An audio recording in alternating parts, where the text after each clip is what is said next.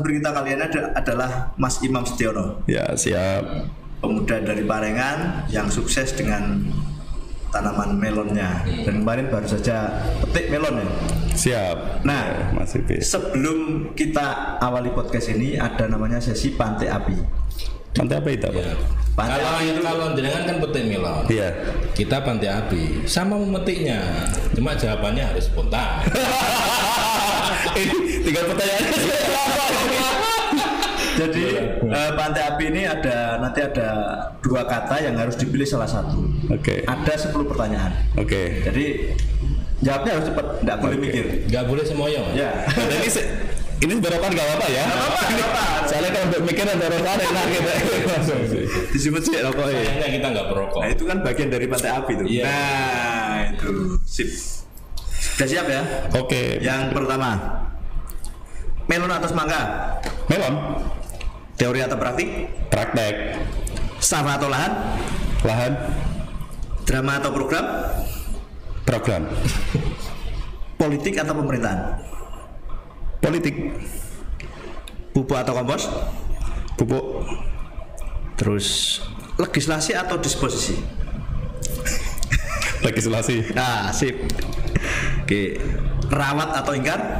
Rawat. Usaha atau jualan? Jualan. Yang terakhir, demokrasi atau konspirasi? Demokrasi. Wah, Kalau bicara demokrasi ini berarti pembahasan kita sedikit demokrasi. demokrasi itu kayak pupuk itu loh. Oh iya. Pupuk itu kan juga perlu dipupuk itu loh. Kita bahas nanti ini Iya. bibitnya. Makanya perlu dirawat tadi. Oh iya. Jadi pilihannya melon. Melon ini artinya konstituen gitu ya. Loh, melonnya lah lihat gue ini. Iya. Melonnya. Oh iya. Mas, Coba pesen saya melon ya. melonnya. Dua Mas. Satu aja Mas. Dua no. Warnanya yang kok tertawa Mas? Saya kan hanya bicara warna gitu. Ini, Mas. Nah, ini warnanya sedikit kuning ini. Ya, bukan sedikit, memang kuning. Oh iya. Masih. Saya kok tertawa lagi. Mas ini kenapa sama jadi ini? Apa kena opo kok seneng melon ya? Alasannya sampean apa itu? Jadi melon itu petani kan hobi saya ya. Dari kecil memang saya dididik dari ibu bapak petani dan nggak bisa baca tulis juga kan bapak ibu saya petani. Terus saya berkelanjutan jualan es buah yang berhubungan melon. Dan kebetulan juga saya diajari sama orang bisa nanam melon dari orang Bojonegoro, kebetulan nanam melon di Parengan. Yang pada waktu itu saya beli buah melon untuk es buah saya itu. Dan akhirnya di mana jualannya? dulu itu sebelum saya ikut pileg ini ya, kontestasi politik, saya jualan es buah. Pertama kali saya jualan di Rengel. Oh berarti Terus yang punya es buah-buah di jalan. es sop buah itu Ini jenengan? iya ada 23 gerobak dulu. Oh katanya 100 nggak 23. Wah, Ini kan bukan manipulasi Mas. 23. Iya. Nah, terus berjalan waktu saya kan dengan remaja-remaja di situ kan saya ajak bareng satu gerobak ditunggu 2 orang pada waktu itu. Tapi tanaman melon masih berlanjut. Tapi gerobaknya sekarang sudah nggak jenengan yang handle gitu. Tidak, tak kasihkan perorangan semuanya. Jadi Itu dikasihkan setelah jadi. ya, jadi saya kasihkan itu. Ataukah sebelumnya janji-janji? Enggak. Ini arahnya kalau kita bicara barokahnya Bapak. Meskipun hasilnya hasil. Enggak, akhirnya kan ini kan berarti kan lebih segmentasinya ke bisnis ya. Iya. Artinya jenengan dari ini, cerita jenengan berarti dari apa sampai membuat gerobak buah dan sebagainya. Iya. Tembuslah di melon ini. Iya. Sudah berapa tahun? Kita melon hampir 7-8 tahun ya. 7-8 tahun ya. Berarti Anda sudah paham apa kerugiannya, apa sebenarnya sudah paham? Insya Allah kebetulan yang bawa melon ke Parengan itu saya. Kebetulan terus saya ajarkan ke teman-teman dan masyarakat sekitar. Bawanya dari mana? Dari bos melon yang nanam di Parengan, terus saya diajari itu. Oh, yang terus saya tularkan tadi. Yang dari Bojonegoro. Iya. Hal tersulit buat tanam melon itu apa? Apa? Hal tersulitnya. Sebenarnya itu melon itu kan jangka waktunya itu hanya 60 hari ya. 60 hari sudah panen 2 bulan. Ya 2 bulan. Cuma proses SOP-nya itu benar-benar harus dijalankan. Waktunya tanam, setelah itu berapa hari itu harus mupuk, terus buang kepelan daun yang tidak berbuah itu, terus sampai pupuknya ke berapa, terus sampai akhir itu seperti apa itu harus benar-benar tahu dan benar-benar paham. Artinya perawatannya ya. Iya. Dan nilai ekonomisnya juga bagus. Luar biasa juga. Sekarang per kilo berapa sih melon? Hitungannya per buah apa per kilo? Per kilo. Per kilo ya. Jadi seminggu yang lalu itu melon masih 8.000 per kilogram. Terus hantam hujan terus itu mungkin ada beberapa melon daerah itu yang banjir, ya, akhirnya dipetik awal. Dan sekarang masuk di pasar lagi buntu. Nah, tapi kemarin 2 hari yang lalu sudah turun sampai Rp3.000.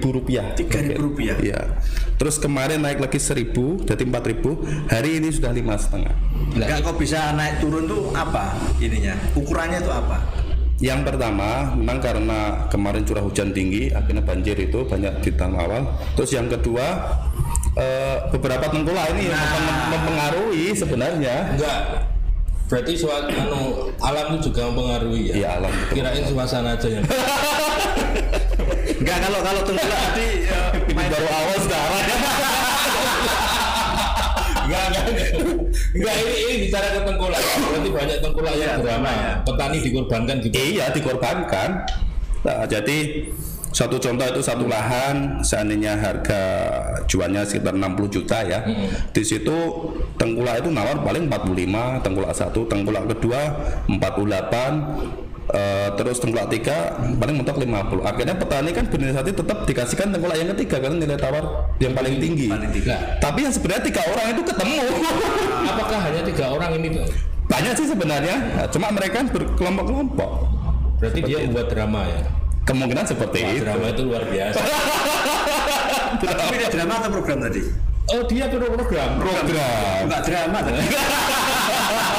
Jadi ternyata jawabannya drama ini. Drama ternyata. Drama melon. Ini lebih drama ke melon. Nah, tadi kan juga milih melon daripada semangka. Iya. Semangka ternyata kan hijau sama merah. Iya. Ini melon kok kuning gitu loh. Gini, Lebih tua. kalau semangka saya kan pernah nawar ya. Iya. Pernah nanam 1 hektar semangka sama 1 hektar melon itu lebih enak 1 hektar melon. Bukan karena ini warna-warnanya. Ini maksudnya Gak, lupa saya mau tanya. Saya ngasihnya bercanda gitu. Lah melon sendiri ini kan apa perlu tanah tandus atau gimana sih? Mas apa Om ini panggilnya? terserah. Cak. Oh iya, Cak. Ini apa perlu tanah yang tandus atau gimana? Kering atau basah? Kalau melon itu kuncinya satu, airnya bisa masuk ke lahan, airnya bisa keluar. Karena melon itu juga butuh air dan juga tidak butuh air. Semacam gulutan gitu ya? Iya, dia butuh gulutan. Kalau seandainya tanahnya mengering harus segera diairi. Tapi kalau terlalu banyak air pun juga nggak bagus, pertumbuhannya kurang maksimal. Lah ngaturnya air itu gimana itu? Biasanya nanamnya itu kalau curah hujan tinggi itu nanam yang jauh dari sungai lah teman-teman itu, karena biar nggak banjir. Kedua, gulutannya harus yang lebih tinggi. Terus biar mudah untuk membuang airnya ke yang dataran lebih rendah. Seperti itu. Itu melon tuh di tanah atau gantung? Melon itu ada dua. Kalau ya pangsal pasar melon kalau sudah kena Jogja daerah sana itu kan tanpa digantung, jadi langsung ditanam seperti timun kerai itu, ya. Akhirnya kosnya itu kan rendah. Nah, memang tanyasanya bagus sih, tapi ada resiko ketika hujan ya wassalam seperti itu. Om, ya panjenengan ini kan penggagas melon. Oke. Berarti jenengan ini sudah tahu rugi dan untungnya melon ini. Sudah pernah rugi? Berapa sampai berapa? Minus berapa? Berapa M? Dulu juga deh. Loh, kalau gini ya. Oke, saya cerita ini. Ada suatu tahun ya, di mana itu jadi sejarah kebangkrutan melon di Paringan. Tahun awal Covid itu semua teman-teman yang sudah tak ajari kan sudah tahu nikmatnya melon. Dia tuh tanam 1 hektar, dia hitung kalau ini 1 hektar bisa laba segini, kalau saya nanam 2 hektar bagaimana? Terus main lagi 3 hektar. Nah, dinanam yang paling banyak-banyak itu pas waktu COVID. Nah, akhirnya kan kendaraan kan nggak bisa masuk keluar. Curah hujan tinggi, akhirnya melon nggak bisa keluar busuk. Ya kerugian semua dari teman-teman di Parengan itu sampai 4 miliar. Kerugian. Iya. Satu kecamatan. Iya, satu kecamatan dengan teman-teman. Ya ada kelompok. Jenengan rugi berapa? Lo kan saya. Ya oke. Saya rugi 320-an lah pada. Investasi awal berapa? Maksudnya gimana? Investasi awal tanamnya. Ya. Kalau saya pertama kali ikut nanam melon, saya hanya nanam 2.500 ya. Maksudnya saat rugi itu dengan Modalnya berapa? Ya 400-an ya kelihatannya. Nggak kembali itu. Oh kembali 300. Kembali 80. Iya. Sudah kembali kalah bunga bank juga. yang lu banknya ada. Oh berarti pasal Semoyo. Seperti yang dengan sampaikan tadi. Oh iya Semoyo. Oh itu ada restoran kok. Enggak. Anda ini memerangi tengkulak-tengkulak nakal ini apa ini sekarang ini? Caranya gimana? Oke, kemarin saya menasihatkan dengan membuat koperasi ya, namanya Koperasi Kredit Tani Mandiri. Sebenarnya koperasi ini tidak hanya bergerak di melon, pengen saya itu di sayuran atau buah-buah yang lain. Terus kita dengan berbicara dengan koperasi kemudian pada waktu RAT kemarin, apa sih yang harus kita lakukan agar memerangi ini? Saya kebetulan kan sudah membantu untuk cari jaringan marketnya. Kebetulan sudah ada jaringan pertama di Laskar Buah ya, buah lokal itu. Ya. Punya banyak itu. Ada 75 outlet ya. Terus yang kedua, kita sudah kerjasama kemarin dengan PT Ako. Oh ini distributornya. Iya, jadi PT Ako ini kebetulan tidak hanya bergerak di buah, di daging juga. Sebenarnya ini kesempatan koperasi ini juga nanti bergerak di daging. Oh gitu ya. Jadi masuk ke market-market di ibu kota, ada di Surabaya seperti itu. Berarti dia lebih ke ini, ke swalayan-swalayan terkenal itu. Iya, dan akhirnya harganya lebih terkondisikan lebih baik. Di situ kan ada HET kan, ada HET, berarti ada kualifikasinya. Kemarin kita praktek ya, ketika tengkulak up jannya belinya 4.000, mereka 5.000. Sebenarnya bedanya hanya satu. Ya, kecil. Ini ditempeli PT Ako gitu aja. Sudah di supermarket dijual pakai AC, sudah. Iya, memang brand itu pengaruh. Makanya semua orang mencari brand. Luar biasa. Jadi gini. Mbak ini kita bicara buah, kenapa analisnya ke situ? Ya ini istimewanya kita gedabus sebenarnya. Makanya saya minta rokoknya Pak. Iya, siap. Sebenarnya nggak gedabus ini arahnya. Enggak, kalau persoalan pupuk sendiri gimana? Kalau pupuk melon ya. Oh iya beda. Ya. Kalau pupuk melon itu beda. Kalau pupuk melon itu pupuk khusus untuk buah ya. Di mana yang bukan untuk enggak. Kalau pupuk buah itu kalau dikasih pupuk yang biasa, seandainya Polska pakai itu buahnya kurang bagus, nggak bisa bertahan lama dan busuk. Oh itu yang pupuk komersial itu ya? Ya. Berarti pupuknya pupuk seperti apa? Khusus atau yang bagaimana? Khusus satu contoh sini NPK-nya pakai Yaramila, kurang lebih harganya 700-800 ribu lah per sak. Itu dari mana? Pupuk dari mana? Ini beli non subsidi. Enggak, berarti produksi daerah mana? Kita belinya langsung di toko obat-obatan gitu ada kok. Kayak nom merah, kayak nom putih ada semua. Tanpa kuota kan? Ya ini non subsidi berarti. Ya, berarti kan, makanya tidak ada kuota itu enak Pak. Iya. Beli kita mau tanam melon berapa ratus juta pun tidak apa-apa. Tapi kan sekarang HP aja butuh kuota gitu. Oh gitu ya? Iya, makanya kuota itu antara siang dan malam itu beda loh. Beda. Ini bicara kuota, bukan kuota. Nggak ada lampunya kok. Ini kalau udah bahas pupuk, kuota ini jelas. Enggak. Proyeksi apa? Lupa lagi saya mau ngomong. Enggak, ini loh. Kita tidak terlalu bagaimana sih melangkah pupuk-pupuk gimana itu kita nggak mau tanya itu kok. Kecuali kalau dengan cerita sendiri ya kita dengarin gitu. Ya semampu saya lah. Ya. Ini gimana sih langkah apa pupuk-pupuk ini? menurut ini kacamata petani loh ya, bukan kacamata praktisi loh ya. Bukan kacamata politisi. Pupuk yang mana ya maksudnya? Ini saya pun juga petani, saya pun juga punya kacamata ini. Iya, makanya saya melihat kacamata petani melon ini gimana pupuk ini? Ya pupuk sekarang juga kabarnya mana sih agak sulit gitu. Memang petani yang dirasakan saat ini. Itu yang subsidi. Ya kabarnya gitu. Ya. Nah sekarang perasaannya petani sendiri harus sulit gimana? Ya mestinya marah petani. Marahnya gimana tuh marahnya? Marahnya ya nggak tahu ini mana. Nggak ada gini loh. Petani marah. Aku ki lapor sob. Kita mau lapor siapa? Aspirasinya. Sedangkan ST kan banyak percuma lapor. Iya, belakangnya ada adol ya. Percuma lapor. Ya, ini kan ada 2 kacamata sekarang. Sekarang kacamata petani dan kacamata aspirasi nih. Kalau aspirasi jelas koalisi. Enggak ini kalau ini kan jenengan tadi bicara petani kan marah. Nah, sekarang kalau bicara aspirasi menampungnya gimana ini? Ya kalau terkait pupuk ini kan kebijakan pusat ya, di mana kita harus mengikuti alur yang pusat. Pusat Jakarta kementerian seperti apa ya kita jalankan gitu aja. Ya nggak enaknya di daerah seperti itu. Nggak, artinya kan begini. Oke, alurnya pemerintah seperti itu. Tapi kenyataannya di bawah di petani pupuknya sangat langka ya. Yang salah siapa ini? Pembuat alurnya atau memang ada beberapa persoalan, terutama tadi kebijakan pemerintah juga mempengaruhi ke bawah ya. Terus yang kedua ya terkait tadi untuk bisa mendapatkan pupuk subsidi kan harus ada IRTKK. Apalagi di Kabupaten Tuban, ini berbicara Kabupaten Tuban atau Parengan? Tuban aja lah. Dan kalau Parengan kan sudah. Tapi Parengan kan sebagian dari Tuban. Parengan sudah sukses. Sekarang dapil pindah. Kita lebih bicara ke ini aja, ke Tuban, jangan bicara dapil, Pak. Enggak, artinya kalau Tuban kan dapilnya lebih luas gitu. Enggak, cukup dapil. Dapil selatan aja. Enggak usah muter-muter. Cukup suka ada. Gimana?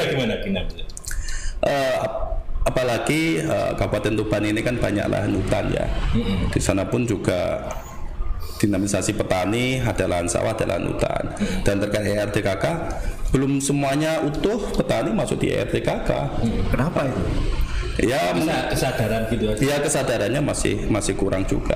Terkadang ya satu contoh ini bapak saya ya sudah tua, sudah renta ketika jalan untuk mencari pupuk terus diminta KTP kan juga nggak mudah juga, mau dibuat apa dan lain-lain. Tapi efeknya ya ketika untuk mendapatkan pupuk itu sulit.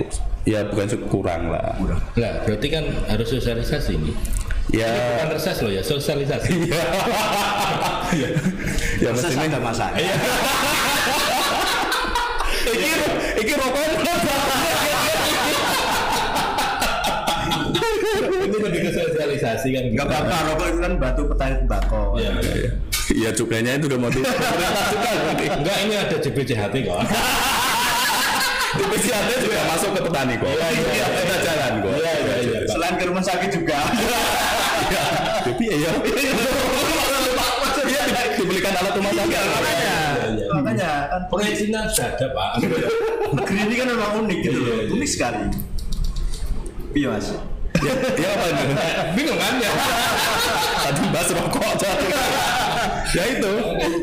Ya ini harus dikeroyok bareng-bareng ya. Enggak, artinya enggak begini. Artinya kan panjenengan ini kan selaku penerima aspirasi dari petani, dengan juga pelaku petani aspirasi. Apakah nggak perlu sosialisasi dengan eksekutif bagaimana sih solusinya atau gitu gimana? Kemarin saya pernah pada waktu reses ya ditanya terkait pupuk sama konstituen. Kebetulan saya langsung teleponkan ke distributor yang pupuk itu. Pupuknya ada, cuma pengirimannya itu memang disesuaikan dengan jadwal dan musim. Tetapi kadang masyarakat itu fobia. Satu contoh, nanti nggak ada pupuk, nanti kalau ini nggak dipersiapkan bagaimana pupuknya? Itu juga berpengaruh. Karena kalau digelontorkan sekarang ya, nanti besok pada waktu lahan tanam, waktu musim tanam nggak ada pupuk, ya problem lagi. Itu juga salah juga. Akhirnya terjadi pemalakan di jalan. Kalau pemalakan itu yang lebih tahu. Ya, kan ada pengawasannya. Iya. Ada 3 kan pengawasan. Yang ngawasi kan sama aja. Kalau itu kurang tahu saya. Ngawasi kita kan perlu ngopi bareng. itu saya kurang tahu. Bukan Udah ada tugasnya masing-masing. Nggak ada pembalakan, udah ada kesepakatan. Iya Pak. Ya. Kan kesepakatan berarti nggak ada. Kalau itu kurang tahu. Enggak, artinya kalau sudah apa dengan eksekutif dengan apa panjangan legislatif artinya sudah ketemu tidak temunya. Berarti schedule. Iya, schedule Nah, kemarin. yang susah ini gini. Iya. Petani mau mengerti nggak penjelasan jenengan? Wah, Ya kan bukan domainnya kalau penjelasan pemerintah dong. Iya Pak, cuma kan habis aspirasi kan tanya. Oke. Iya coba. Suatu contoh gini ya. Saya kan tapi saya Parengan ya. Oh ya. Jumlah penduduk 43.000. Oke. Yang punya lahan pertanian mungkin 60% ya. Nah, kan nggak mungkin saya menjalankan satu persatu, kan nggak mungkin. Ya kita sudah jalan, sudah memberikan sosialisasi juga lewat reses, sudah pemerintah juga sudah jalan juga buat dinas pertanian. Makanya sosialisasi itu kan ada pencitraan. Enggak apa-apa, itu kan sebagian dari politik. Itu kan sudah soto mati ya. Sudah soto mati itu. Enggak, artinya kalau bicara melon habis ini ke pupuk. Ini kita sudah bicara ke eksekutif dong. Lah kan sama tadi kayak tadi. Konstituen itu perlu dipupuk, dirawat kan begitu. Nah, Ya berpikir saya kecil saja Mas ya. Saya memang jadi DPR, jadi politisi, saya sudah bergerak walaupun dengan kapasitas saya. Kan saya nggak mungkin memuaskan semua konstituen saya. Contoh melon saya sudah bergerak, ya sudah, kan gitu. Meskipun nggak terlihat ya. Masa lihat dan tidak dilihat itu tinggal dari kacamata siapa yang melakukan gitu. Yang penting konstituen saya merasakan sekarang jalan sudah. Makanya apa kata namo roso. Berarti habis roso ikhlas. Iya, berat ini. Karena berbicara ini kalau bicara apa jumlah ini kalau bicara ikhlas. Bukan akumulatif loh Mas. Iya. Enggak, kalau ngomongin politik dikit enggak apa-apa toh. Ya, oke. Tahun ngarep iki piye kita ngarep? Tahun ngarep politik yang seperti apa yang Ya, pengen tahu. Ini rok-rokan dulu. Iya. Untuk politik ini kita kira bagaimana? Ini pertanyaannya agak tajam ini. Besok tahun depan ini kan mestinya kan sudah mulai on gitu. Sedangkan tadi dikisahkan Pak Jokowi menyatakan bahwa tahun depan reses ke-8. Oh, resesi ya? Ya resesi bukan reses ya. Pertama kalau terkait politik ini kan biasa dinamisasi 5 tahunan. Ya. Sudah dijalankan negara 5 tahun. Ya sudah kalau sudah besok ada pileg ya jalan tarung sudah. Gitu saja. Apa perlu diperdebatkan menurut saya? Nah, artinya kan tidak sederhana itu gitu loh. Artinya ini pandangan masyarakat ini kan kayaknya masih antipati gitu terhadap politik. Iya. Iya, bukannya antipati ya Mas. Bukan antipati. Cuek.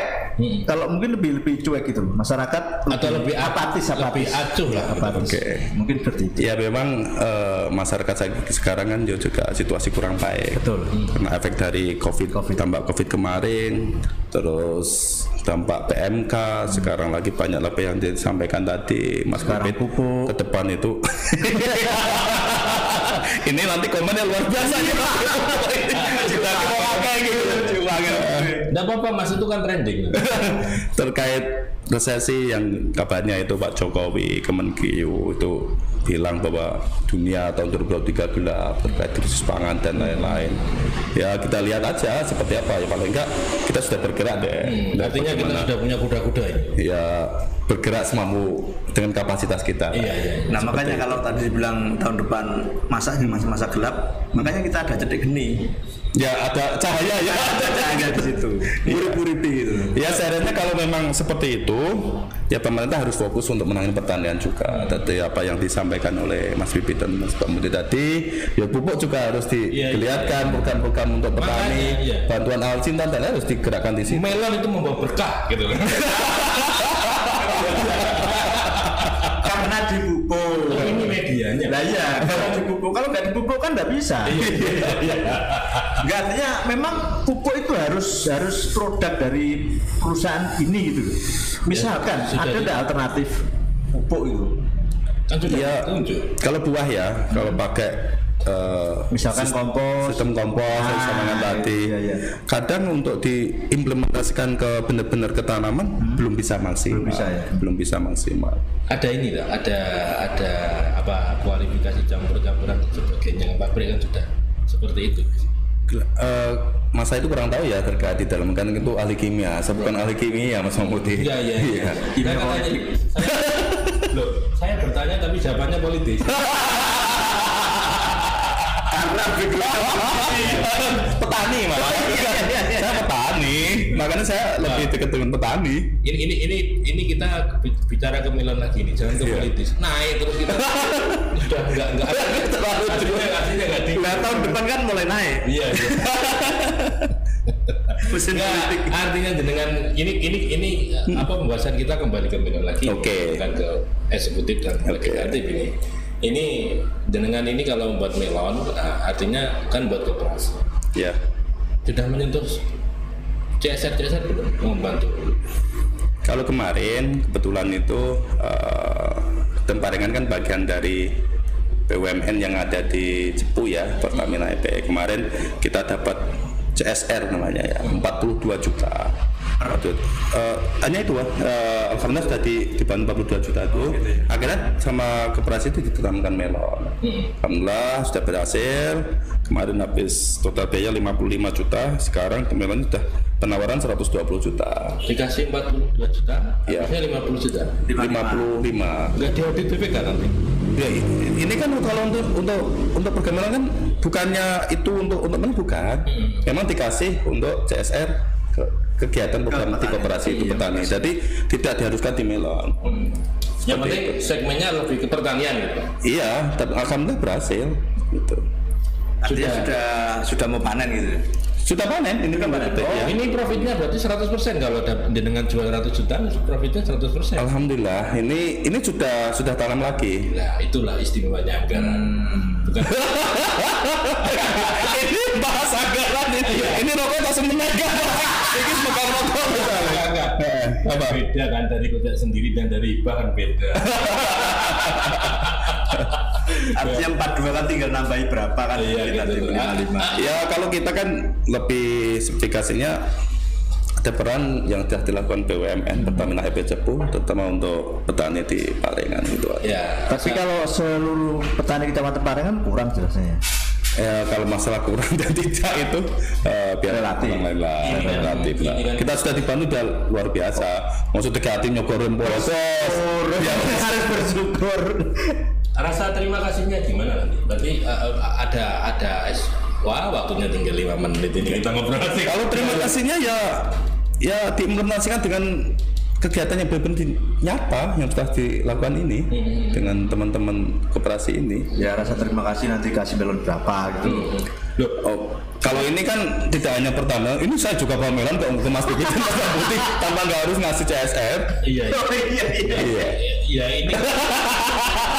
Ini tambah saya. Maksudnya gini, nanti kalau memang di sana panen lagi ya kita ke sana. Maksud saya gini, maksud saya gini Mas Supito, bahwa koperasi ini kan sebagai wadah. Insya Allah saya tidak hanya bergerak di Parengan saja. Ini Insya Allah bulan 11-12 ini nanam di Jatirogo. Insya Allah seperti itu. Nanti pengen dimotong aja lah. Siap, gak apa-apa. Kalau Mas Mahmudi ada lahan 1 hektar, langsung kita gerak. Gak sampai 1 hektar. Loh, pinjam Pak. Malah pinjam. Jadi lahan melon itu sewa 2 bulan, 3 bulan dah, nyewa 3 bulan. Kalau rata di sana itu ya 3 juta, 4 juta. Kalau di saya 2 juta. Oke, siap langsung. Kapan masih ada sih Pak. Dari budget Parengan.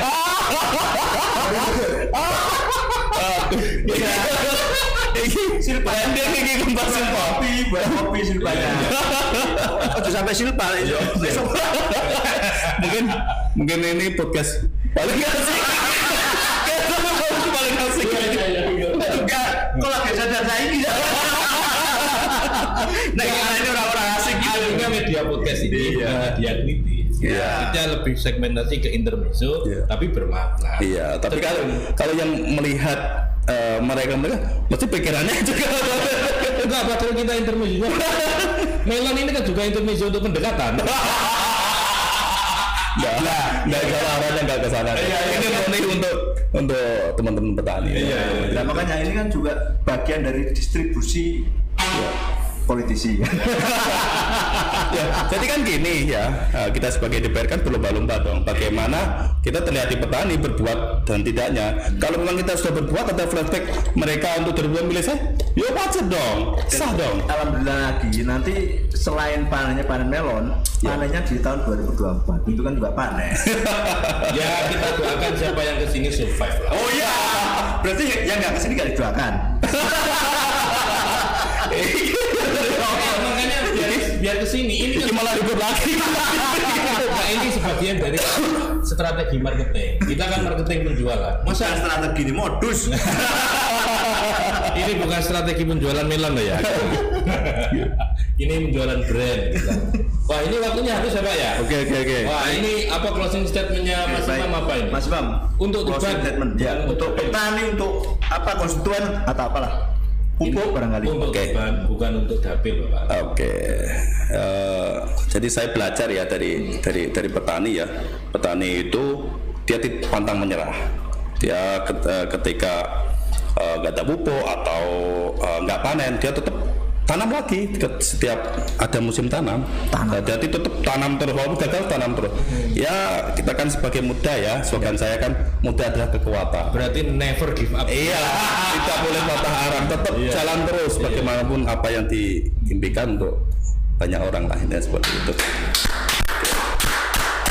Terima kasih Mas Imam, ini sedikit menginspirasi host-host kita ini. Tentunya untuk yang melihat ini juga terinspirasi bagaimana Mas Imam dari kecil strateginya menjadi duduk yang sekarang. Masa muda sana tuh. Loh, itu kan sebagian dari Oke lah, saya paham apa ya. Jadi gini Mas ya, kalau masalah jabatan ya, jabatan kan hanya Allah. Dia mau dikasihkan ke siapa kan hanya.